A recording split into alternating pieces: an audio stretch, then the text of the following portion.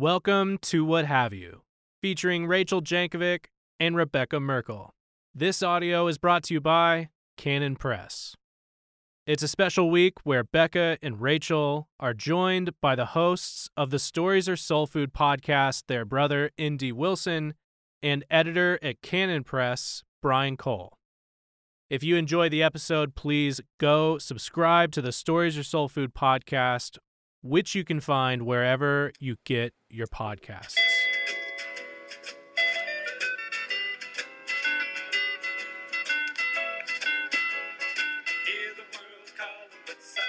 Okay, here we are. We are here for a special thing today. What have you? No, this is Stories Are Soul Food hosting the legends of What Have You. Or maybe we're hosting you. No, you're in my building. We'd have to be in a car to be hosting you all. Rebecca, let's just try to do a takeover. Yeah. Welcome back to What Have You? Yeah, you can do that. So here's a question. Are you guys releasing this as an episode of What Have You? Yes, That's because what we we gave heard. you our one slot There we for go. recording. This is a co-hosted The mashup. episode. Yep. Yep. Co-hosted. This is like the Marvel comic book universe at this Whoa. point. You're right. Wow. We are bringing This is What Have You and Batman Stories Are Soul versus Superman. Batman versus Food. That's Superman. DC, Oh, my sorry. friend. My And bad. that's DC. So How about What Have You is soul food? That's stories are What Have You. Oh, it works in all directions. Nice, but we do really have to do the names. And also, stories are soul. What Have You actually kind of works well too. There we go. Much depends on the story. So, for those of you who listen to Stories of Soul Food, we are joined today by my sisters, Rebecca Merkel and Rachel Jankovic. Yep. Or Jankovic. Either one works. Both get. Nate's flexible. Yeah, I'm flexible, and I've noticed that. So are Yeah, the we Janks. are also. We go by the Jenks. Anything, we'll answer to it. I don't really hear many people say Jankovic, Mm-mm. but They it say is technically Jankovic, is it not? I don't know. We say Jankovic, but unless people, it's like a meter thing. They'll say the Jankovic family reunion, or I'm a Jankovic. Mm, We Okay. just say Jankovic in our little branch. Kamala. Yeah, we do it all ways. Yeah, all the ways. I was thinking, obviously, the three of us, we've all known each other our whole lives. We've all True. known each other for all of Brian's life. Yeah, exactly. And we've known whichever ones of us were present. Since I was in the for- 5th grade and Becca was in the 7th grade and Rachel was in the 3rd grade when Brian was born. Yep. Oh, you remember that? Yeah, I was in his dad's 'Cause- class. Yeah, exactly. Mhm. That's pretty So exciting. we've all known Brian. And Brian's dad, Nate, taught both Nate and I 5th grade. Did you ever teach Brian? Oh, you missed But it. Ben I missed did. out. Did Yes. Ben teach you? Yeah. Yep. I've had much Hebrew from Mr. Merkel. Dr. Merkel, I guess we say. Yeah. Doctor. Call me doctor. Call me Doctor. Dr. Benjamin. Yeah, so we are joined on Stories Also Are Soul Food by my sisters, Rebecca Merkel, Rachel Jankovic, and we are joining them on What Have You. I'm Yes. Nathan Wilson, N.D. Wilson. This is Brian Cole. Yeah. We are both crashing What Have You. We're Think going to talk about stories We've today. really established how many of us are in the room There's now. 4 of us. We've covered it. Voice recognition, that's Rachel talking. Okay. If someone's laughing but not speaking, it's Becca. Well, If You're someone's right. drinking, it's Brian. and next time we're going to make you two come and sit in my back seat. Yeah. Oh, Yeah. For the actual what So have what can are you. we do it what that are we way. talking about today, Brian? We're talking about, how to acquire books for your children. Mm. The home library, although that sounds This so... feels like a terrible idea. You Who think came so? up with this topic? I came up with this topic. I love the idea of you asking this because I never answer people's questions about this because it would be much easier to just Yeah. talk about it than to type out a little. So Rachel response. approves. We're doing it. We've moved and seconded. It's happening. Well, Let's do it. I assumed it was already settled before I joined in, but No, it's settled for sure. Okay. So how to acquire books. Yeah, I feel like it's a little bit like trophy hunting, and when you find a good one, you put it on the Mhm. wall, and then everyone looks at it and they want to know what books you have. That's my metaphor. Okay. So I used it right at the beginning. So, there we go. I will say that I do not like to deal with libraries because I felt like we would end up owing way too much money to a library. It couldn't deal with that in my life. So, and also, Libraries are free. yeah, but we would ruin and destroy books that we lost. And the other factor is if you don't know anything about the book, it's like if you genuinely have no idea of the book, there's so much filth in kids' books that it's like you do actually need to be researching what you'd be bringing home from the library. Although, Anyways. if I could jump in there, I remember when we were kids, Dad would, on most Saturdays, he would take us out somewhere, and it was often to the library. And we were allowed to go look around through the books, but we always had to take them to him when we were little, and he would preview it, and he would say, "Now we're going to, send that one back," or "Yeah, you can check this one out," or whatever. But it was a careful previewing when we were little because there is a lot of junk. But that was, I would say though, that the libraries have gone further and further down the tube. Yeah. Like when we were kids, it was like, there was dumb books for kids, but nothing like the open like propaganda as there is now. Yep. I feel like now if you took your kids to the library, you're signing them up for a little evil preview of But I do things. think that back when we were kids, the propaganda was there, but it was sneakier, which I think is why it was even wiser of Dad to double check those things, because it was all there. It was just not as in your face as now they've got the rainbow on the cover. It was less obscene. It was more subversive. Right. Now there's more obscenity in the library, and at the time there was just more rot. Yeah. Back in the library, it was all just kids hating on their parents. Mm-hmm. Yeah, as opposed to I have two mommies sort of approach. Yeah, and but the reason I was saying that is that my big advice, if you have I have 7 kids. So when our oldest just started reading chapter books, I had that kind of like, okay, I should start accumulating some books. And then it was like all of a sudden I had 4 kids who were voracious readers. And I was just like, I'm not ready. I'm not prepared. How do you buy enough books to keep up with this many children? And that is actually a lot of work to get enough books in your house for that many kids. It's not, for the kind of readers we wanted them to be, it's not like we want them each to own 5 books. We wanted them to really have access to a lot more books than they could even get through. And that actually takes a commitment to have things in your house. It is a bigger commitment than a lot of people want to make to their kids being good readers. It is also, I've had different phases in my life where I have a huge quantity of books just coming into my house by default. So it would take a lot of effort for me to stop the flow of books. Sort of like China nowadays. Yeah. So there would be, the sales guys at Random House loved my kids. And so they would load up huge boxes of every offering, from the entire Random House empire. And those would show up on my doorstep, and the kids would tear into those and find many amazing and wonderful things that these guys had sent, and many things that we would be like, maybe not. But then also the blurb stuff. So ARCs, like advanced readers copies and galley copies, would just show up. And so there were always stacks and stacks and stacks of books around. That's sort of and it became problematic. Lucky. Yeah, it was lucky, but it also had downsides. So,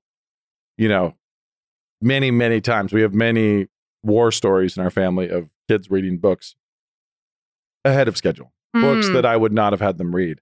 In fact, one of my teenagers, I now have 4, one of my younger teenagers just started a book, and it's like, oh, well, I was at an event with this author in, back east, and it was a big deal, and they, inscribed this book, and it would have been rude for me not to take it when they gave it. And it's this, huge award-winning big shot novelist. And I bring it home, and there it is. And it's addressed to their father. And they look in there, and on the title page, it's like, somebody's inscribed this to their dad. And so they start reading. And oops.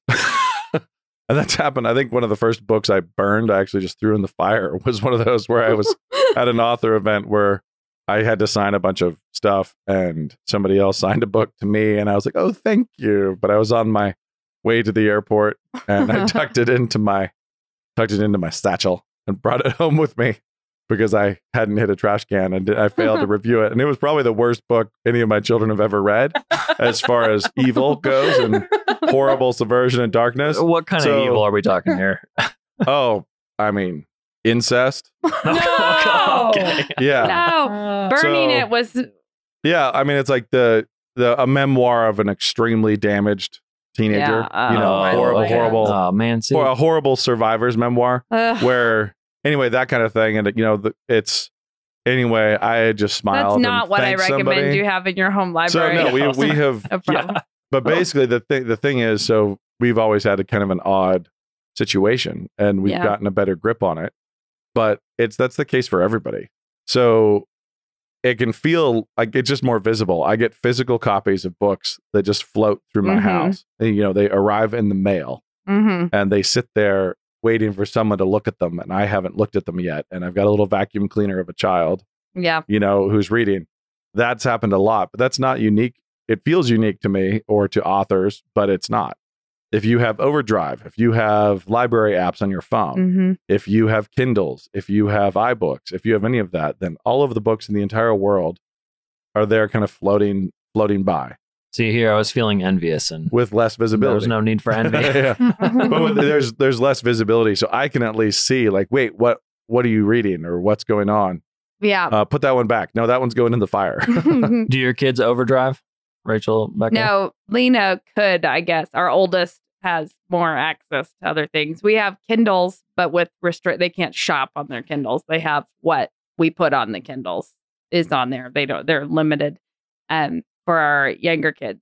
But I think that having actual copies of books, this is a pet peeve of mine that I have with everyone wanting to be minimalistic, is that, like, I have a huge shelf full of craft books, which are not things I need, and not say, like, they're kind of obscure, random, however I came into that. But I keep them because I actually love the, like, Saturday afternoon kid reading a book on some random thing but I don't want them drifting around the internet checking if there's any interesting tidbits. Having hard copies of things for them to explore and learn in is actually really important to me, that it not just be, and I was like, would it be nice to not have to have all of this stuff in my house, messing stuff up? Yeah, but is there a huge, what you were talking about, there's a real exchange of knowing what it is that they're looking at, knowing what, like, this is a thing. Well, it's visible. It's visible to everybody. Like shopping in a limited amount. I mean, having enough that there's stuff for them to grab, but not having it be everything in the universe at your fingertips. I remember when I was a kid, that's like, I'd be bored. There's the bookshelf. We'd go. There's only those books, and we'd loiter in the encyclopedias. Just being like, wonder what's up. That's how I ended up reading some obscure Kipling things or whatever. Because you just pull it out, and it's like, well, I guess I'll read this then. And I think that that's a really important thing. And sometimes books, like, I would do a lot of thrift store book shopping. So I used to just routinely, when I would be at the grocery store, I'd stop at a thrift store that was near Walmart, Goodwill, and just run in and scan the shelves for different things I was looking at. And I would keep notes on my phone of series, like what numbers we didn't have in some series. I think that's where we have to go. We have to get specific on the series.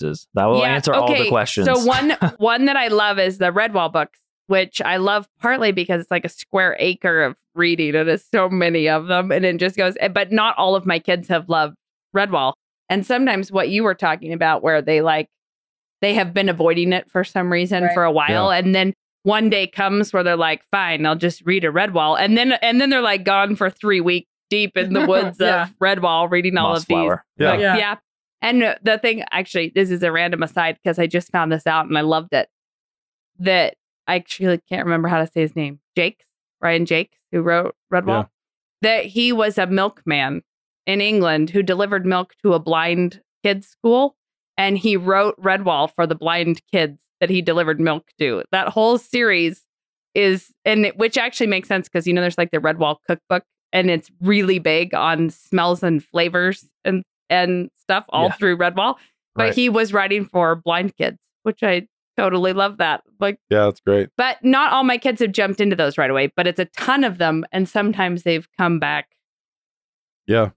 And it is great. I actually find that I frequently hand kids a hard book. We have a lot of graphic novels right now around, or Calvin and Hobbes is super easy to go to. Yeah. It's always, I'm just going to read something and be amused.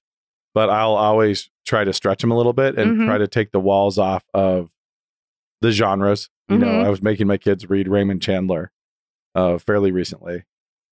And some of the older ones who are very surprised. Like, they're very surprised by this world of Noir. Yeah, LA but just noir. kind of like, this is really interesting. It's old enough that it's very PG-13. You know, it's not thematically. There's some dark elements thematically, but it's never gratuitously descriptive. Right. Yeah. And yet the voice and the narration and the prose is all phenomenal. And we've starting in like 5th, 6th grade, we have fed the kids PG Woodhouse. Right. It's like, oh yeah. Massive quantities. And That's like important. Redwall. You got to get that in there. So Redwall is an example of something that's fun, and there's a bunch, but it's also like, it's a time passer. You're not rotting your brain. You're having fun. You're imagining stuff, but it doesn't stretch you or challenge you depending on how old you are. Depending on your age, yeah. A little kid could be stretched, but I've seen a lot of kids in larger homeschool families stunted. And I've seen in reading families, I've seen a lot of them stunted where they're still doing laps through little kid books. Mm-hmm. So what's the worst offender? Is that what happens if you read just Henty? Yeah. That sort of approach? Okay. Yeah. So Henty's super fun. That's a really, really fun, like junior high boy, especially thing. And you can just kind of do laps. I read through the Landmark series, which was an old, a lot of a very historical fiction. I've found those all for my kids, and nothing makes me happier than finding someone reading like combat nurses of World War II. Yeah. So the Landmark series is like Wild Bill Hickok. Yeah. It's just everything. These fur trappers.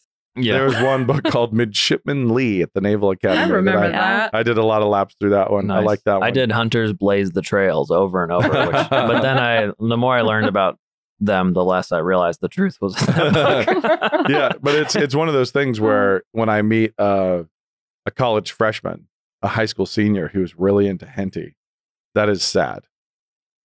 It's just sad. And it's like, that was great food. Good job. Well done, you. Back then, grow. Okay, so for the metaphor, that's because it's like meeting an adult whose favorite food is fish fingers. That sort of thing. Is that sort of what you're going with? Yeah, and I have nothing wrong with fish fingers, and there's nothing wrong with there's nothing wrong with it. But there are people who decide to never grow in their taste or sophistication. I would say that this goes two ways, because if you're not discerning with the things they start with, graduating higher and higher will just get worse and worse. And darker, 100%. There's no question. But we've talked about the, you don't want them to ever just be a vacuum cleaner. Like, even though they're in more of a vacuum cleaner baby bird phase, they have to be able to engage with what's true or false or good or bad about what they're reading, and their tolerances for what's good and bad will increase and should increase. So their sophistication. So they could be very early. They're just saying so and so had a bad attitude. Like Mossflower was rude to someone. And then you keep dialing it up, and you're like, man, this Raymond Chandler stuff, by the time I'm 15 or 14 and I'm reading The Big Sleep, like, there's more to process. There's moral dilemmas and things to process, but it goes wrong the other way. Most of the culture, and most of our culture, people are encountering too much darkness too young. And then not having anyone to guide them, talk through it, because I think that's the thing of just letting them read, and the parents have no idea what they're reading, and they don't teach them how to engage with it, so they're encountering darkness. Or the parents don't know what they think of it. Right. So, or side note real quick, parents are quite hypocritical about it, where the parents in their own entertainment standards, they're not engaging with the darkness. They just consume more of it because they think, I'm an adult, so now I consume more bad stuff. In my own personal Netflix show or whatever my favorite show is, I consume more darkness, and so I'm okay with them consuming progressively more and more darkness, as opposed to engaging and resisting and pushing back. Totally. But anyway.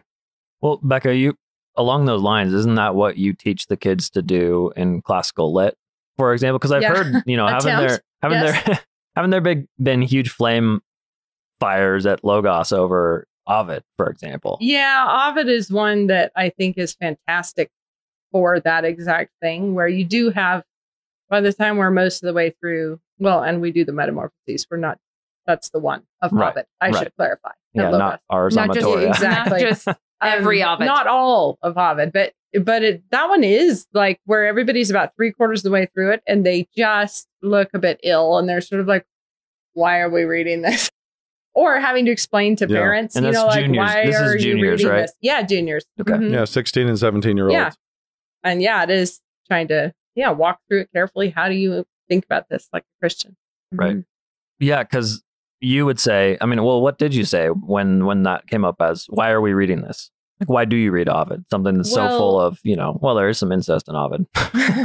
Indeed. Or the Old Testament. There is. Exactly. Well, that's the thing, is there's nothing in Ovid that is more, it's not like it's pornographic. There's dark stuff, but it's dark like the book of Judges can be dark.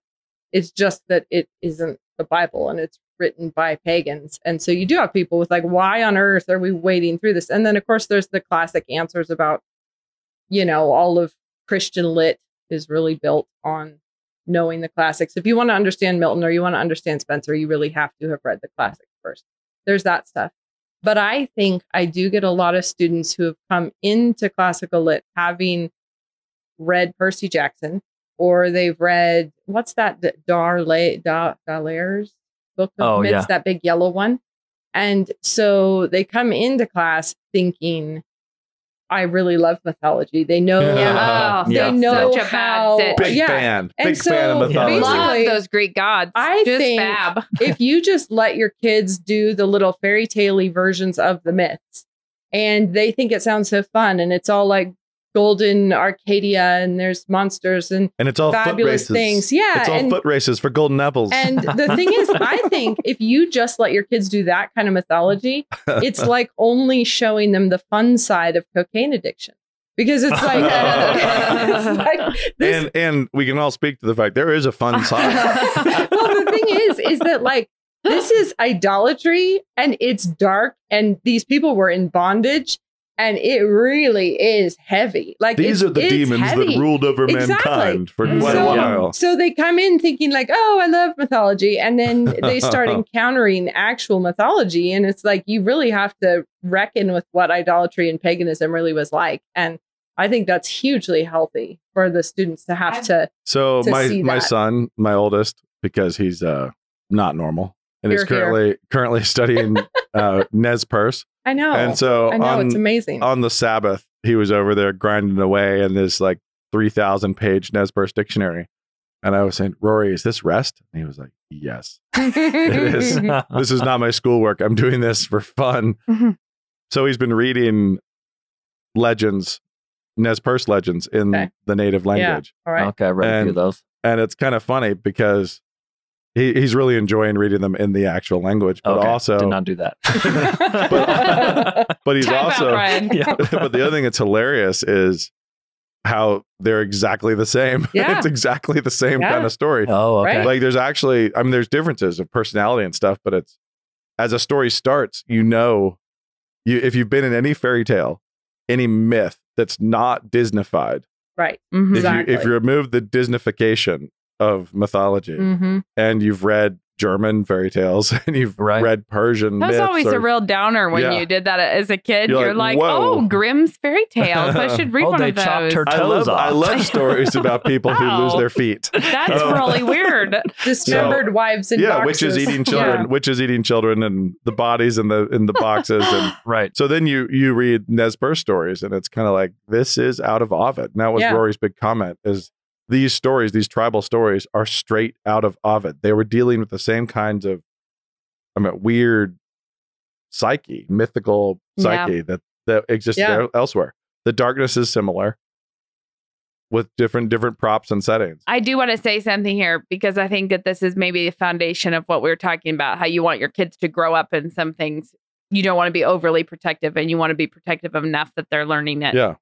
And you want them to have a habit of talking to you about it. Yes. You want them in the habit of engaging. I feel with like others. this is time for me to vent about an issue that upsets me every time, but it comes up pretty often because I'm obviously involved in the Bible reading challenge. How often Christian women ask other women what it's safe to let your children hear from Scripture. Yep. And that, I think, is the baseline that you have to accept, that all of Scripture is appropriate for every human. Like that this is okay. Doesn't mean that when I read a Bible story, we're far more Victorian than we realize. Way more. We're totally trying to put skirts on the piano legs of Scripture to keep our kids from, like, really weird. That's a weird reference. You should explain that. the Victorians did that. They were Yes. so concerned about sexual illusions of table legs and piano legs. Oh, that okay. they, So the Yeah. leg They put has a leg. skirts It on has a them. leg, so legs they are would put inappropriate. skirts on them to keep everyone from getting lewd. And but Those sofas, jeepers. meanwhile, while having horrific syphilis problems, so Right. they I were think really those two not things nearly as holy as they Actually made. go hand in hand. 'Cause They if do, you're, totally. If you're stressed out about a table You're leg, lascivious to the You're- core yeah. at that point, yeah. but my point is, everybody thinks we're being safety patrol officers when if you're actually trying to be like, oh, this isn't okay for my children to hear. There's a lot of stuff that we've explained to our kids at an age appropriate level because they Yeah. met it in well, scripture. speaking Because they're of, like, of your father's Yeah, fifth grade class, that one brought a lot notes of to parents. conversations up. Talk about the birds and the they're- bees. They're reading through Genesis. Yeah. Right. And so then they do come home with some questions, and you're like, "Oh, did you read that?" that is All in, right. that is in the inspired word of God. It is. Yeah. And then you do have to have those conversations, but I do think it's Or your kid's just like, what's harlotry? And you're like, well, It's a metaphor. harlotry is ... Like you just have, but the reality is we just made a commitment as a family. We would never flinch from anything that was in scripture. and of We're not course you don't hiding have them. to get into We're every not being deet. like, guys, Right. we're going to do a deep study on Lot's daughters right now. Right. We didn't do that, but we didn't hide it from them and we never protected them from it. Just like in the sermons that they sit and listen to, there Right. will be references about pornography and things well before they have any concept of what Yeah. that even Right. is. I had I think it was a big GHC conference. I think so. Talking to a couple of moms afterwards who, after I gave one of these stories or soul food talks about how you have to calibrate your kids with scripture, Mm-hmm. and they build up their muscles, their narrative muscles, and their resistance and their maturity with scripture and Mhm. Bible stories. A couple moms told me afterward that they have strictly forbidden their children from reading the Old Testament. The Old Testament is off limits, Oh. and their kids get in trouble Oh. for no. it. And my response was less than cool. Hmm. That I is think the my word. I think exact it's- words were, "Who do you think you are?" Amen. Like, how dare you? And it's like you're now as bad as any tyrant in the Reformation, Yeah, trying to it's keep true. God's word from people. No, you may not have it in English. And You may also, not read it in English. you're totally being a nasty pope yourself. Yeah. Because no doubt your own standards are not that pure. You're only applying this in one weird place. To My your children may not read the Old Testament. I, however, throw Breaking Bad parties. Yeah, I love with it. My friends. It's really edifying. It's really edifying for me. Yeah, that's not necessarily the case for those mothers. No. They were actually in over shelter mode. Yeah. So they had, 'Cause they teenagers think the who sin were doesn't come from within us. right, but they Yeah. they Well, were it's like panic, right? Because it was Yeah. too late. Yep. And so it's panic and things are going bad. And so I can't tell you how many parents I've talked to who said we only allow G-rated, we only allow G-rated films, and you have 16-year-olds.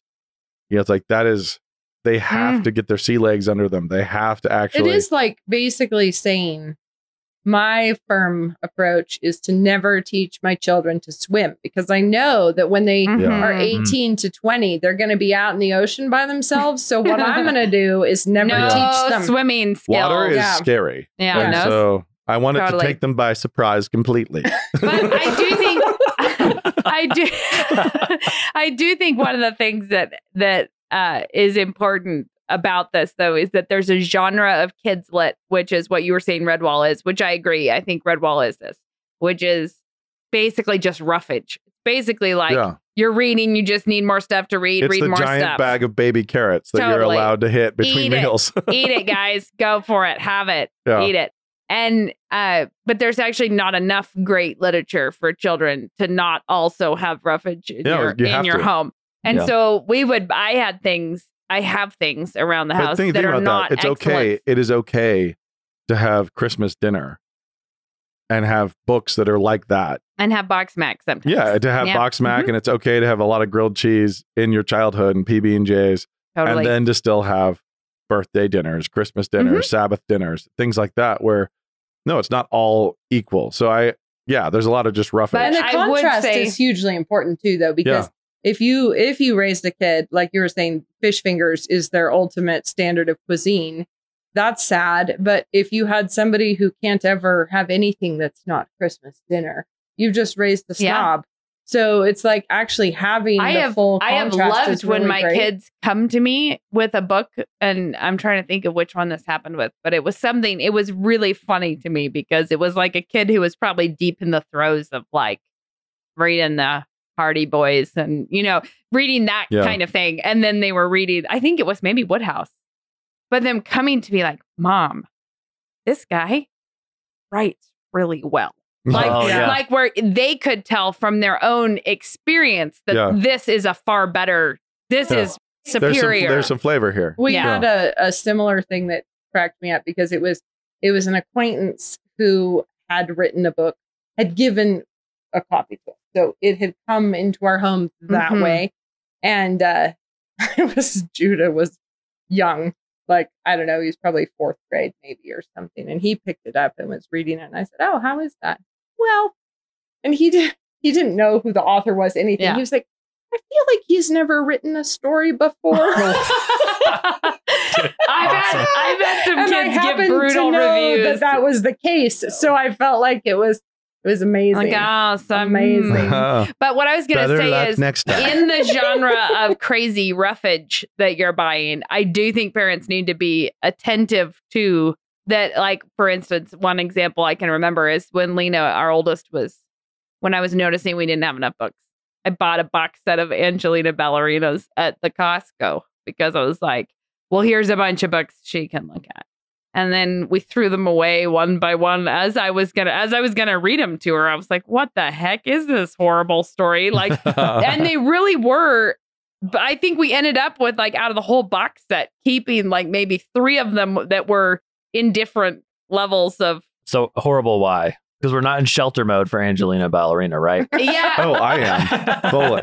No, here's the thing. She's a nasty, nasty little selfish mouse. But the story presents her as clearly the person you're supposed to identify with no criticisms of her very evil selfishness. So, like, the one, I mean, I can remember one of them we got to, she finds out she's going to have a brother or sister, and she's so mad that her mom's pregnant, I suppose.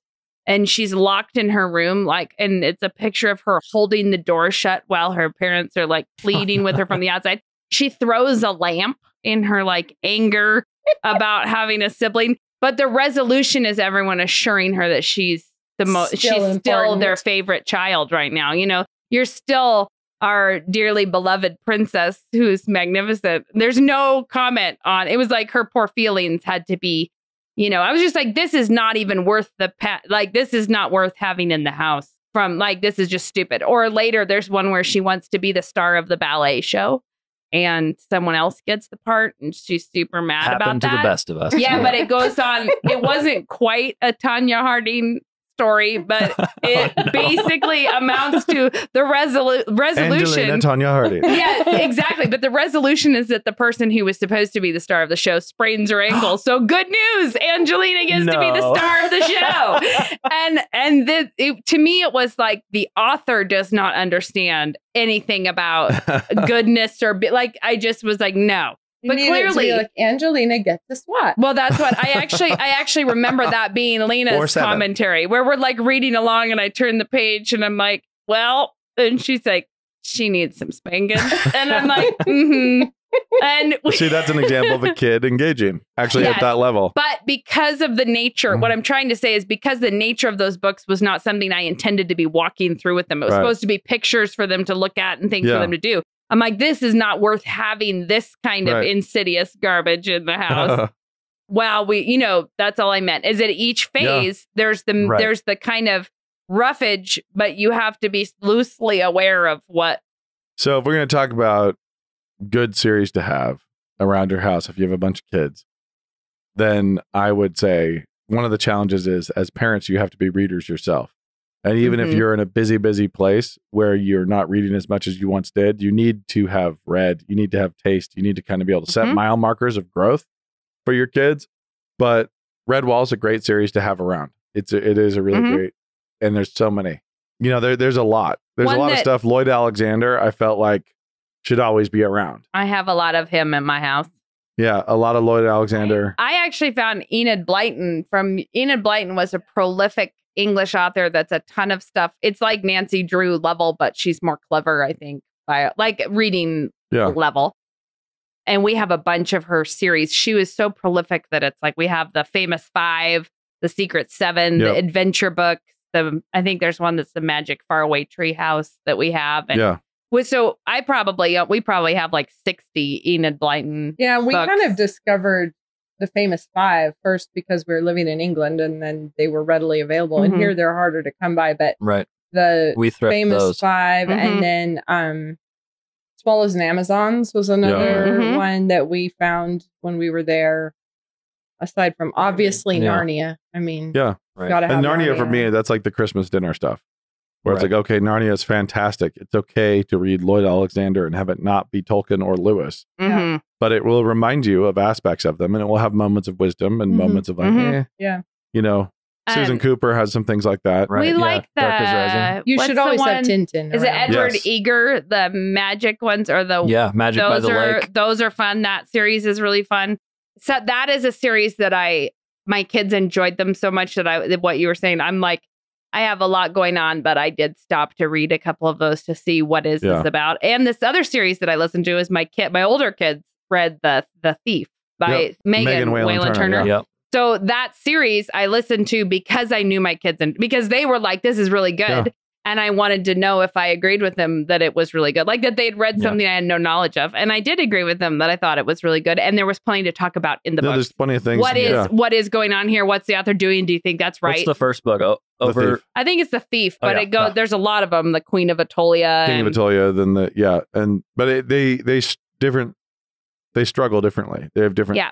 But there's different issues. My point is, I love I'm happy to have the kids read them, and we talk about those. And I love having my kids have opinions about which one's the best and why, and which characters are weaker. Yeah, totally. And what is so well done about this, and why do you like it, and what's going on? So that's a series that I read because my kids liked it first. That I was like, all right, I'll catch up with you. And Tintin. You said Tintin. Tintin. We just of Tintin around. Had stacks of those. Yeah, it was in multiple formats. I feel like we had some of the hardback that had a bunch of them in it, and then just the little ones. I have somebody in my family who would prefer, he's in that age range where he would prefer to just be reading Calvin and Hobbes or Tintin or Asterix or Farside or whatever. Yeah.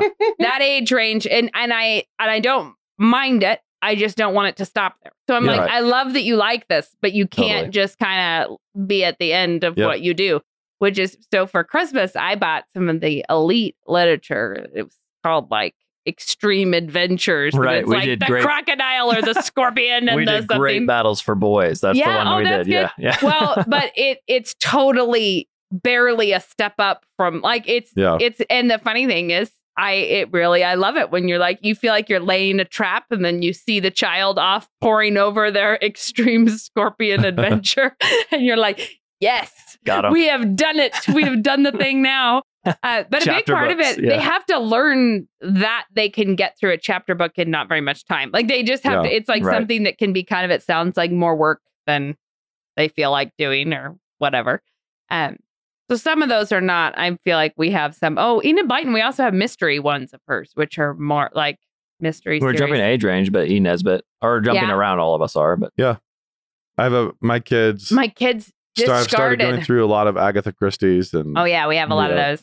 My older kids have all done laps through P.D. James. Yeah. Which is, they're heavier. Mm-hmm. It's darker because you're like, it's crime, it's dark crime. And but, well, I think I have one teenager, a 16-year-old, who's done all of P.D. James at this point. Well, P.D. James is so biblically literate, even though she is not. The only P.D. James, maybe I've read two of them. The first one that I read of hers, I thought was a whole lot of nothing. So I haven't been inspired to buy more of them. Which one? I feel like it has sin in the title. It was recommended to me from someone. But it was a very gay crime, and it was just gnarlier than I want to be like, hey, teenagers, why don't you all dive in? Same girl, she was reading Brideshead Revisited.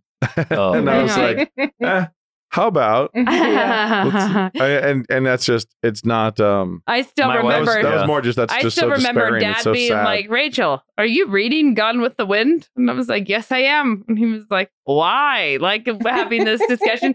And whenever it was, I was like, I just felt like I needed to know what happens in Gone with the Wind. And he was just like, carry on, you know? And I just remember this, like, I felt like I should have known this by now, so I'm going to read it. And I did.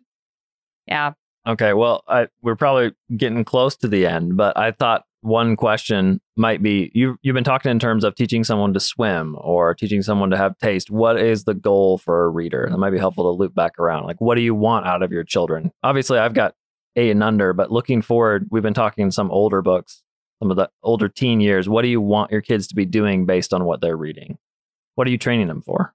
I think I'm going to end up misquoting this, but it was Lewis who said that literature exists to teach what is useful. To you know the quote that I'm talking about. To delight in the. I'm going to pull it up. You guys keep talking. I'm going to quote Sydney while you look up Lewis. Is poesy the art of imitation, etc., etc. For so Aristotle termeth it in the word mimesis. Hold on, guys. Sorry. Representing, counterfeiting, figuring forth, to speak metaphorically, a speaking picture with this end to teach and delight. And I think that that's the piece that to both teach and delight, because you have like the Oscar Wilde and the aesthetic movement where it is not to teach, it is only to delight. End of story. And I think that is such a dead end.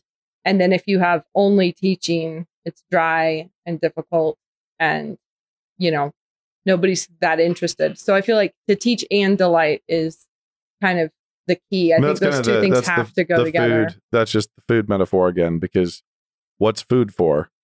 Like, well, why did God make food the way he did? It's like we try to take pleasure in it. It should delight. It keeps you alive, right? Yeah, to edify, to sustain, to strengthen. But also, it shouldn't just be protein soup. No, and I just, like, you want the kids to be delighted enough to pursue it, but you want them to be taught so that they can go out into the world equipped to handle it like the characters in the stories handled it, Yeah. Okay, I found the quote. Literature exists to teach what is useful, to honor what deserves honor, to appreciate what is delightful. The useful, honorable, and delightful things are superior to it. It exists for their sake. Its own use, honor, or delightfulness is derivative from theirs. And I would say that you want your kids to have a palate for what's honorable and what's delightful and what's true and what's whatever. And we were talking about one other author that I do have I have Beverly Cleary. Yeah. And the thing with Beverly Cleary is I don't agree with her on a lot of, like, when she makes characters are kind of fighty with each other. Now it's like things that I wouldn't want my own children doing or behaving like that. Or like Dear Mr. Henshaw is a really sad book about a boy whose father has left him. And it's a really sad book. But I've actually loved having every one of my early readers read those, because it troubles them, like, because they actually are kind of like, this is heavy, like this. And so I have always used that as a time to talk with them about how their own life is so safe. But many kids that you see at the park are living in worse situations than that, like broadening their own understanding of what's going on in the world. It does actually heighten their own love of being in fellowship, being in it heightens things that we want them to be aware of. Yeah, that's good. I feel the same way about James and the Giant Peach. Okay. Just be grateful that you didn't roll away in a peach. I do not like Roald Dahl gives me the creepers. I actually like some of his stuff and not some of his other stuff. But I do like Roald Dahl. I feel sinister about him, like Alice in Wonderland. He was a miserable person to be around. Really? Yeah. It feels like the creepiness of Alice in Wonderland to me, like that, like something is not right here, and I don't like to think about it. I've never heard that, but I'm not accusing him of that. I'm saying something's not right. But and Alice in somewhere Wonderland in is there, still pretty phenomenal. No doubt. I just have a low tolerance for that one. Yeah. So I guess the question is not, people can be focused on what do I need this book to do, but the question is, what does your kid need to be stronger at? Mm-hmm. And so feed that. I want to add one genre that we should have mentioned because we all grew up on it, and our grandfather continues to nonstop I think Nate's been here before. Has he? Yeah, have you said missionary biographies, stories of saints before? Yeah, those are that is great roughage material, because even when it's like, we don't agree with that person's theology, or we don't agree with this, or we don't great literature, or it's downright poor literature. In other cases, it doesn't matter, because that in that category of teaching what's useful and honoring what's honorable. It does those things. It teaches your kids to. Yeah. And just the category of being someone who's willing, who might have to die for what you believe is a great one for little guys, little guys to realize, oh, wait, they died. I mean, especially right now, there's so many people that are ready to phone in everything they ever thought, just as long as they're safe. Yeah. And so having your kids grow up on stories where bravery and sacrifice are a thing matters. And where they honor that, like they honor the fact that people loyalty to something outside your own personal comfort is worth something. Yeah. Your whole family feels like it's worth something. Mm-hmm. I remember I have a lot of experiences with reading a book that I really loved and then binging on the rest of that author's work and finding out like, oh, that was horrible. Yeah. H. Rider Haggard. Oh, yeah. Oh, yeah. I love King Solomon's Mines. And so Yeah. now I'm going to read She. Oh, yeah. Return of She. Like, what on earth is this nonsense? I did but that. Speaking of that, Buchan. You should have Buchan. Oh, yeah, around. Buchan. Yeah, for sure. Yeah, Buchan. Buchan's good to have on the Absolutely. shelves for the times when people are bored. You know, that actually is a great reminder because I should throw those at some of my children right now. Yeah. They're fantastic. They Yeah. are I gotta really make good. sure that I have all those. Soul food being cooked right now. Yeah. In Yeah, Nate's mind. 39 steps, Green Mantle. Green There's, Mantle is Mr. just Stand Mr. Stand Fast. Fast. But Green Those are Mantle so is, good. I think, Prester John, right? yep. But Yeah. Green Mantle is where he peaks, I think. Yeah. Mhm. Is that 8-year-old level? Can I No. read that No, out You loud? could read it aloud. You could read it aloud. It's a total thriller. 39 I mean, there are steps you kids. could read aloud and Okay. see how your 8-year-old Yeah. handles it. Awesome. But it's definitely not a here. Right. You'll understand the First World War all by yourself. You'll totally understand. He's still this. into, so the Spanish-American War, where did that happen? This is In when Spain or America? Right, I have exactly. one who is really into military things also, but we bought Yeah. him like a map of the battles of the War for Independence, and he would pore over that forever. This is the same person who's deeply committed to Calvin and Hobbes and nothing else. So you really wonder what's going on in there. Visual learner. Well, just what interests you is what. Looking at stuff. Yeah, kind of a Well, he does read also, Yeah, I'm just saying maps and Calvin and Hobbes. What do they have in common? Yeah. Okay. My kids have also liked the Drawings. Mysterious Benedict Society. Yeah. They've enjoyed like that. that. And those are some big ones. Mm-hmm. A number of, I'm trying to think of series because that's the thing that's so relieving to find out about series. Well, obviously. I mean, Nate's stuff. Nate's stuff. Yeah. Oh. Read all of my books. I do actually want to say this. Nate's books are a great example of books that get this treatment in our house. When you're buying books for your kids, if you actually want your kids to read books and you want your kids to love reading books, don't be uptight and shrill about your kids reading books. Like if they take a book to sit in a tree and read it, they bring it in the car and then they drop it and someone steps on it, the cover gets ripped off. Deal with it. They're consuming the literature. And I think that is where many parents go really wrong, is being so uptight about that, like $10 investment, that acting like the book itself is why you have it, when it's actually the kids learning things from it. So with your books, I buy them all the time. Whenever I see extra ones, I buy them. We probably have like 35 of them, all in various phases of disrepute, because they just get thrashed and read and left here and left there. And then eventually I throw them away when I'm like, well, this is too beat up now. Moving on. It is funny. I get rebuked often by moms for not having written enough books. And I feel like as I finish my 13th novel, Like, have I not done my part? Like, come on. I mean, That's a lot of novels. After 13, you can start over again. It's okay. Like, as a reader, yeah. Do a you lap. can start again. No, I would say Narnia is another one that we have. We probably have like 5 complete sets of at least of the And Narnia everybody books, and I should just have let read them go. Narnia a lot of times by the Right. time they're done with their childhood. So Yeah. I feel like that's one that needs to And stay the just in audio circulation. On those things, I think the audio, it's great to start kids on the audio, so long as, because we actually enjoyed the Focus on the Family audio versions of Narnia before they read it, because it leaves just enough out that when they read the book, they're like, this is way better than they notice that but they love it. The basics are there in the audio, but when they read the books themselves, they're like vastly It's also superior. something, I mean, you can listen to the dramatized versions of Narnia Chronicles without going crazy on a road trip, but only so much Adventures in Odyssey before Yeah. before I don't want to hear more I Adventures in Can't Odyssey. take an Adventures in Odyssey.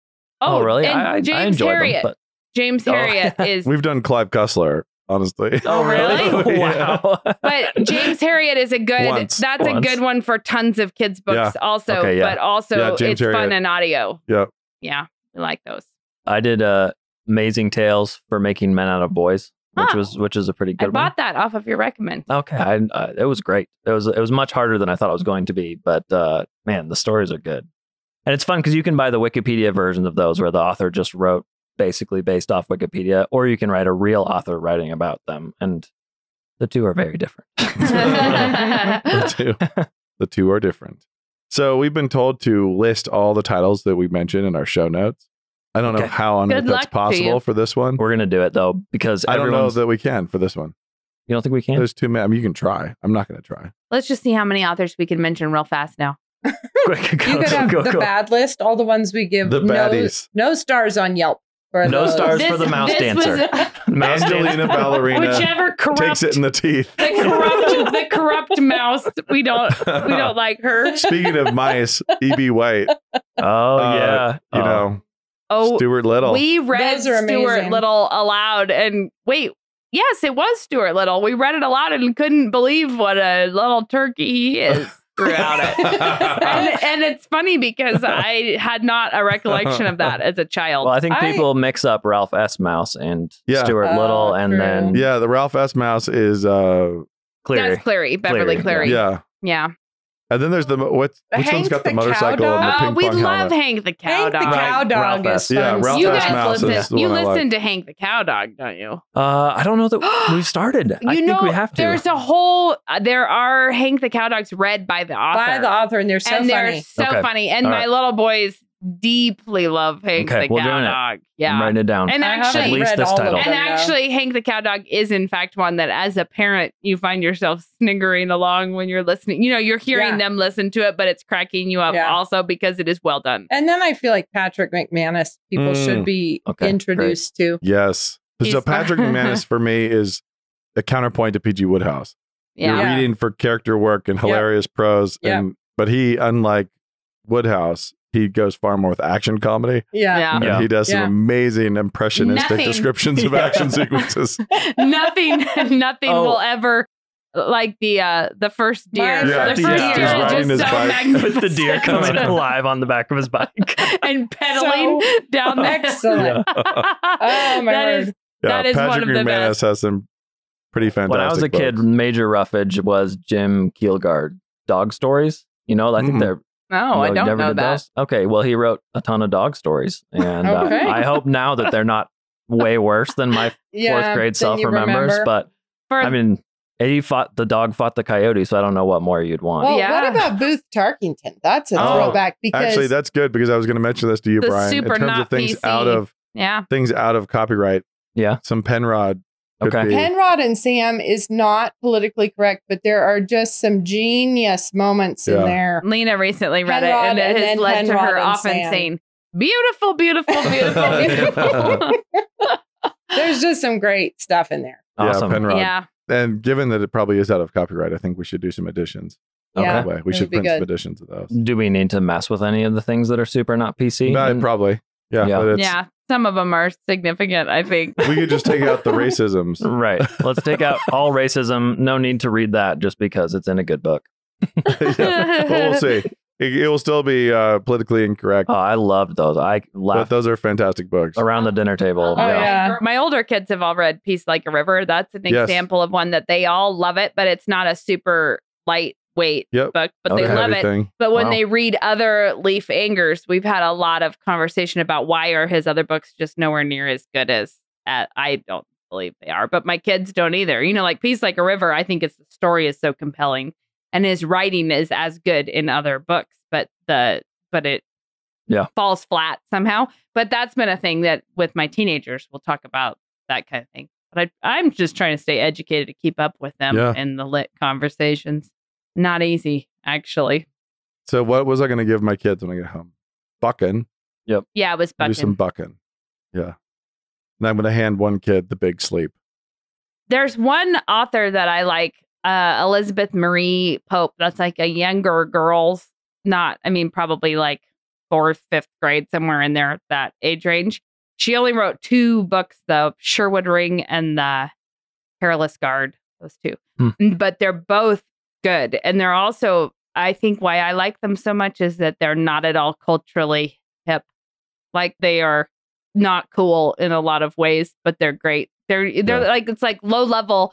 It's not like they're shocking or, they're just, it's like a low level kind of literature, except for they're fun stories and they lean against the female hero who doesn't need a man, they just lean against a lot of things that now it's hard to find things that have strong girl characters that aren't anti-boy characters. Yeah, we actually were just talking about the strong female protagonist. That released today, that episode. Yeah. Oh, really? Yeah. Well, now that we're on this podcast, it didn't. Oh, has not released on your podcast. No, what I mean is like, you say it released today, but by the time this releases... It was the last episode or something. See, this is what I struggle with every time I read sci-fi novels. Well, yes. the point how is... a strong female protagonist doesn't have to be... It's not feminism. No, and in the Sherwood Ring, they had the part of the thing that I enjoy about it is there is a romance in it from a very strong and smart female character. And a guy who really likes her and is still trying to outsmart her. Like it's like a hilarious. It is great because it allows for a strong female character within the context of men enjoying that and not letting it dominate them either, not being intimidated by it. And it's just, I like that. There we go. I think we've gone for a while. Yeah, I think we can wrap it on up. Gone all the way around the bend. Thanks for having us on What Have You. Yeah, thanks for coming, guys. We're happy to have you on Stories or Soul Food. So yeah, well, perfect. Next time it'll just be who releases. We'll have you come get in the card and give your recipe tips on our podcast. So, yeah, we'll come do recipe tips. Yeah, soon. I'll talk to you about meatloaf. Housekeeping deets, meatloaf. Yes. I don't think we've done a What Have You on meatloaf yet. So I remember you sinning a lot about meatloaf. I did. That was me as well. And I basically wrote home which I never understood because it was amazing. Well, when we drove by a childhood friend's house and I pointed it out to my children as the place I first obeyed about meatloaf. and it was because I went to their house after school and their mom made meatloaf. And it was worse meatloaf than I'd ever seen in my life because it was topped off. We're turning this into a regular What Have You episode. It was topped off with American cheese. But somehow I knew in my heart that this was it. It was like, this is the time when you have to do it without a fuss. This is it, Rachel, because you can't do it here. You can't be the guest that won't do it. But I went home with so much pride. I was just so full of myself. I ate the meatloaf. Well, I'm getting a phone call from my heating contractor, which I need to take. So, guys, we're done. All right. See you. Thanks See you all later. around. Bye-bye.